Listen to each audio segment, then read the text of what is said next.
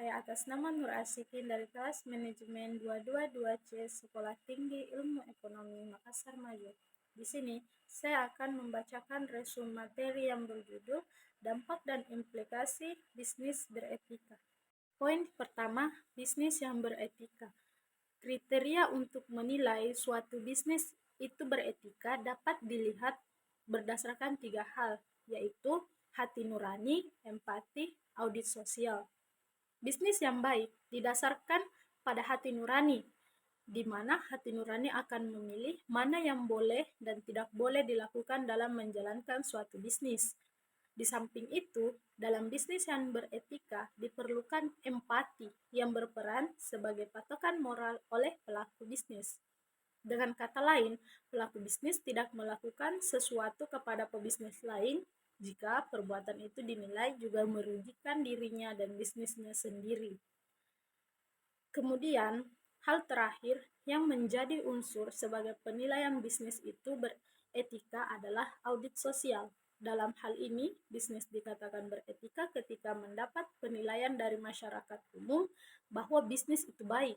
Penilaian masyarakat tersebut tidak terlepas dari objektivitas masyarakat yang secara langsung mengamati perilaku bisnis perusahaan di mana perusahaan itu beroperasi. Kajian yang dilakukan oleh Asian Development Bank atau ADB menunjukkan beberapa faktor yang memberi kontribusi pada krisis di Indonesia. Di antaranya, 1. Konsentrasi kepemilikan perusahaan yang tinggi. Yang kedua, tidak efektifnya fungsi pengawasan Dewan Komisaris. Yang ketiga, inefisiensi dan rendahnya transparansi mengenai prosedur pengendalian merger dan akuisisi perusahaan. Yang keempat, terlalu tingginya ketergantungan pada pendanaan eksternal. Yang kelima, kurangnya pengawasan oleh kreditor. Persoalan moralitas pemangku kepentingan dalam praktik bisnis atau komisaris, direksi, karyawan sering menimbulkan kerugian bagi perusahaan. Persoalan besar lainnya menyangkut lingkungan adalah masalah pelestarian sumber alam sehubungan dengan praktik bisnis, di mana bisnis dalam hal ini diduga menyebabkan penurunan kualitas lingkungan alam.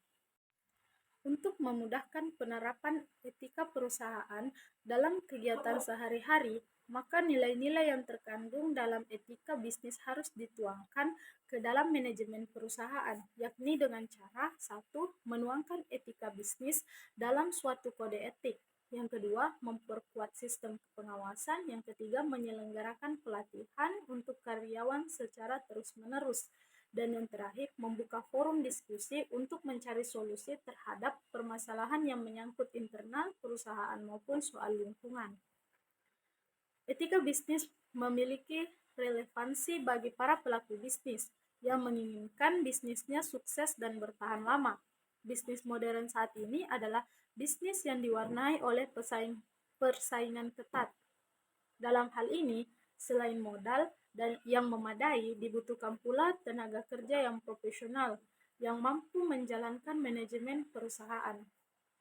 Tenaga kerja yang profesional tidak hanya didasarkan pada keahlian dan keterampilan saja, namun juga komitmen moral yang wajib dimiliki oleh tenaga kerja tersebut.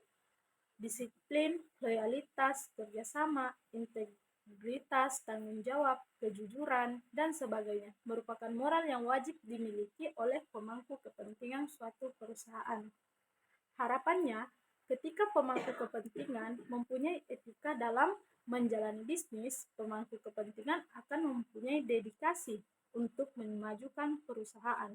Di samping itu, pemangku kepentingan akan lebih mementingkan kepentingan dibandingkan kepentingan pribadinya, sehingga akan terhindar dari praktik-praktik kotor yang dapat merugikan perusahaan, masyarakat, lingkungan, dan negara. Itulah tadi pemaparan resume materi yang dapat saya paparkan. Sekian, terima kasih. Assalamualaikum warahmatullahi wabarakatuh.